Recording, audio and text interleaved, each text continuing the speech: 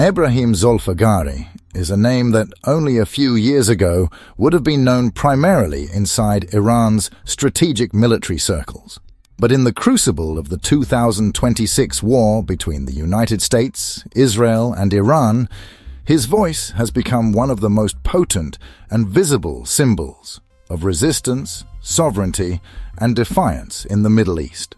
Unlike many world leaders whose biographies begin with childhood headlines, Ibrahim's early years are not laid out in public archives or celebrated in textbooks.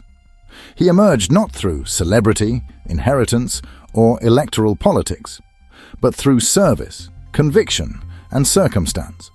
What is known about his formative path is this: he was drawn into Iran's defense and ideological apparatus early in his career, entering military education and training systems that blended strategic warfare with religious and philosophical grounding.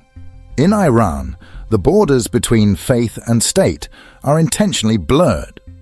The nation's greatest institutions, including its military leadership, are defined by fusion. The revolutionary zeal that created the Islamic Republic in 1979 and the discipline of defense forces sworn to protect it. Zolfaghari rose through the ranks of the Islamic Revolutionary Guard Corps, an institution that is not merely a military force, but the ideological backbone of the nation.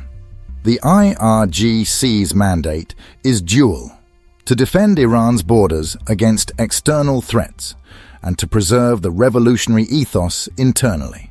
Within the IRGC, strategic command is learned not only through tactical training, but through the study of history, theology, and Iran's vision of regional identity. Along that path, Zolfaghari mastered more than military strategy. He mastered the narrative of resistance, the idea that a nation can stand against the greatest powers in the world if it holds firm in its convictions. This belief is deeply rooted in Iran's religious context. The dominant theological tradition in the country, Twelver Shi'ism, emphasizes martyrdom, resilience in the face of oppression, and the moral imperative of defending the sacred. It is a religious framework that turns tragedy into narrative strength, that transforms loss into moral power. By the time the 2026 conflict erupted, Ebrahim Zolfaghari was already an established voice within Iran's strategic command. A man trusted with articulating Iran's resistance, not only on the battlefield, but in public communication. His title, as spokesman for the Khatam al-Anbiya central headquarters of the IRGC, reflects that dual role. He stands at the junction of military command and religious symbolism.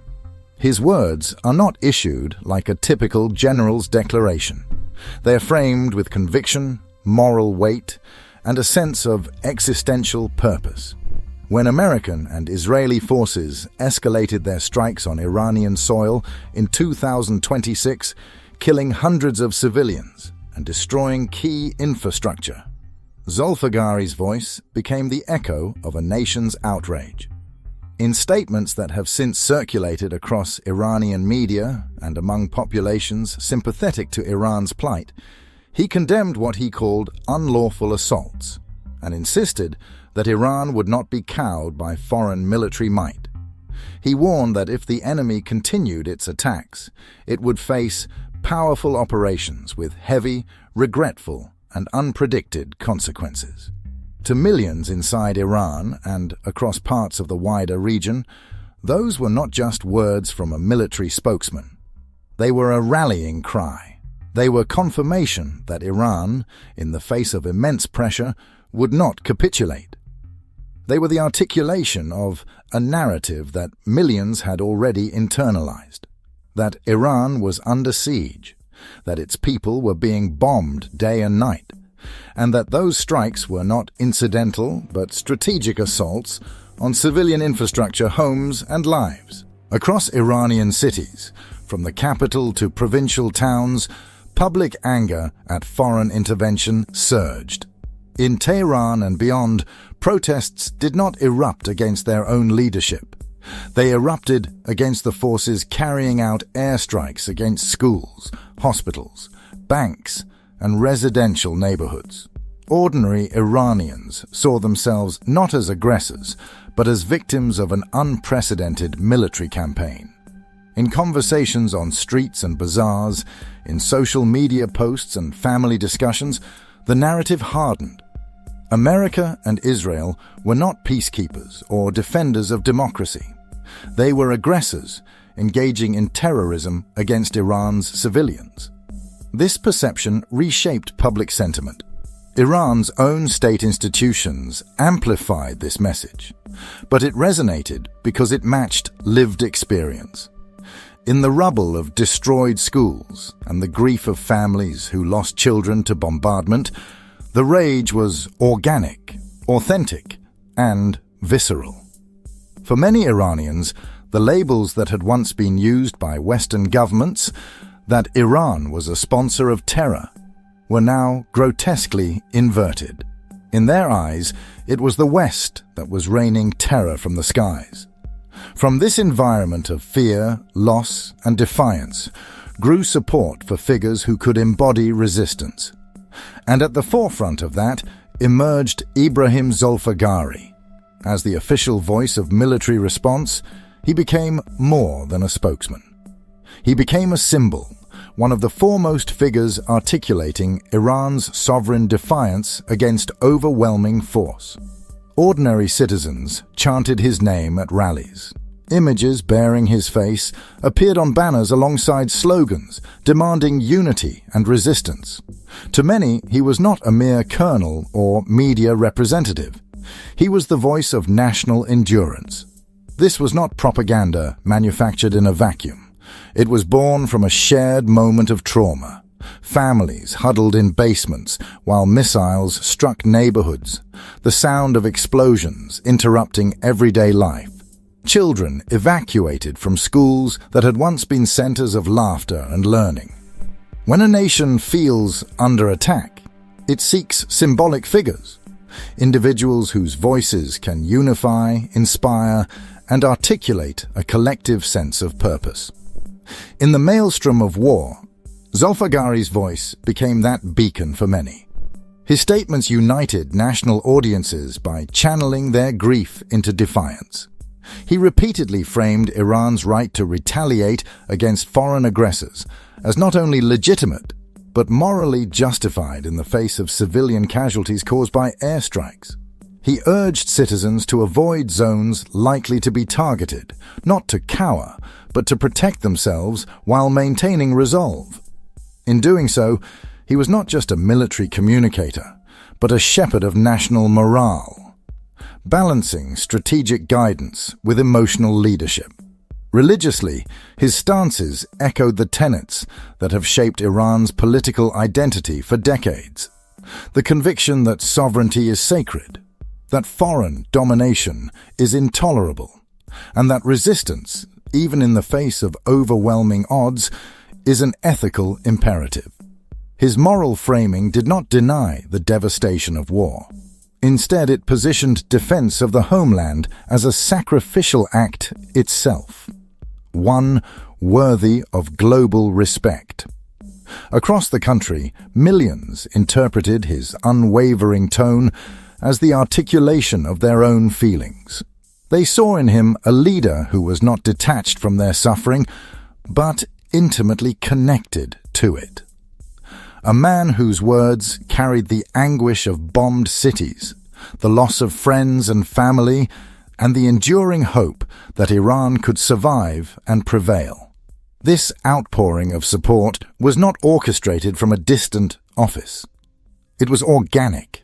Crowds gathered spontaneously in urban centers, raising their voices not in despair, but in affirmation of resilience. The purpose was not blind nationalism. It was rooted in a shared perception of injustice and the collective will to endure it. Internationally, the rhetoric was polarizing. Critics in Western capitals dismissed his statements as belligerent, framing them as proof of Iran's alleged hostility. But Inside Iran, among ordinary citizens and fighters alike, Zolfaghari's words were interpreted as a declaration that Iran would not be a passive victim. They were seen as the articulation of dignity in the face of existential threat. The emotional and symbolic power of his role grew further as the war expanded. Missile strikes exchanged hands. Economic targets, including banks and infrastructure linked, in Iran's view, to foreign influence, became focal points of retaliation. Each escalation was met with statements from Zolfaghari that emphasized resolve, strategic patience, and moral justification for defensive actions. Meanwhile, as the conflict wore on, public sentiment in Iran continued to rally around the narrative of resistance. Millions voiced support for the leadership not simply because of loyalty, but because of shared experience, a belief that Iran's sovereignty had been violated, that civilians were dying in indiscriminate bombings, and that their nation had the right, by law, history, and religion, to defend itself. This alignment between public sentiment and his voice elevated Ebrahim Zolfaghari beyond his official role. Across streets, marketplaces, workplaces, and homes, people referred to him as a symbol, not only of military strategy, but of collective perseverance. He was described in public discourse as an icon of national identity, the embodiment of Iran's struggle to survive against foreign might. In some corners of Iranian social media, he was celebrated as a legend of Iran, a figure whose name would be remembered far beyond the current conflict. A legend not only of his nation, but in the eyes of his supporters, of the world. Yet this symbolism did not mean that all of Iran was unified blindly behind every military decision. There were pockets of concern, discussions among intellectuals, debates about the costs of war. But even critics acknowledged that the narrative of resistance stirred by Zolfaghari resonated because it matched lived reality. Ordinary citizens were paying the price of war in their daily lives, and they wanted a voice that articulated not just strategy, but identity.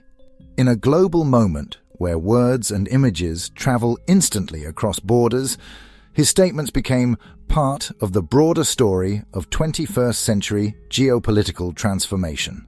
Allies and adversaries alike watched as Iran's population responded not with panic, but with a grim determination to persist. Ebrahim Zolfaghari's role in this unfolding story reflects a deeper truth about power in the age of conflict. Leaders who articulate the emotional reality of a nation under siege can become the embodiment of collective identity itself. Not through pomp and ceremony, but through shared experience, conviction, and the ability to give voice to a people's deepest sentiments. Whether history will remember him as a strategist, a symbol, a legend, or something far more complex remains an open question. But in the moment of crisis that defined this era, his name became intertwined with the very idea of Iran's endurance. A nation under attack that refused to surrender its dignity, its identity, or its future.